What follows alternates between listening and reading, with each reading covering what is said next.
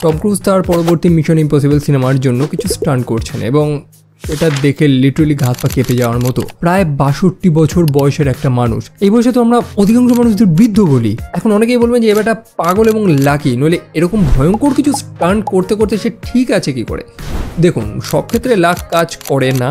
সেই খবরটা তো শুনেছিলেন মিশন ইম্পসিবল ফল আউটে দুটো বড় বিল্ডিংয়ের মাঝখান দিয়ে তিনি জাম্প মারতে গিয়ে তার মোটামুটি পাটা ভেঙেই ফেলেছিলেন, মানে মোটামুটি না ভেঙেই ফেলেছিলেন অ্যাকচুয়ালি। এখন ওই বুড়ো বয়সে হাড়ও তার জোড়া লেগে যায় কি করে আমি তো বুঝি না। এখন মিশন ইম্পসিবল সিনেমাটা তো একটা ব্র্যান্ড হয়ে গেছে, মানে ওটা রিলিজ করলে তো মানুষ দেখবেই, এবং ব্র্যান্ড হওয়ারও তো অনেক কারণ রয়েছে। মানে টম ক্রুজ একাই যে সেই সিনেমা ফ্র্যাঞ্চাইজিটাকে পুশ করছে তা না ভাই, মানে কমপ্লিট প্রোডাকশন টিম মিলে প্ল্যান করেছে যে টম ক্রুজ একা কেন পাগলামি করবে, পাগলামি আমরাও করবো। একটা ব্রিজ ভাঙার সিন বানাতে হবে, চলো আমরা আসল ব্রিজ ভেঙে দেখিয়ে দেবো।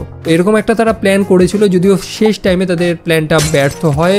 তবে তারা সেই ব্রিজেরই একটা রেপ্লিকা বানিয়ে সেটাকে ভেঙেছে, এবং শুধু সেই ব্রিজ না ভাই, তারা ট্রেনের যে সিনটা করতে গেছিলো সেটার জন্য আসলেই একদম প্র্যাকটিক্যাল এফেক্ট দেওয়ার জন্য রিয়েল টাইপের ট্রেন বানিয়েছিল। ট্রেন লাইন ব্রিজ সব বানিয়েছিল, এবং সেটাকে ভাঙবে একদম স্পেশাল এফেক্ট দেওয়ার জন্য। মানে কোনো সিজিআই আলফাল কিছু ভিএফএক্স না ভাই, একদম বানাবো ভাই, আমরা ট্রেন বানাবো, আমরা ব্রিজ বানাবো, লাস্টে ওগুলো ভেঙে দেবো।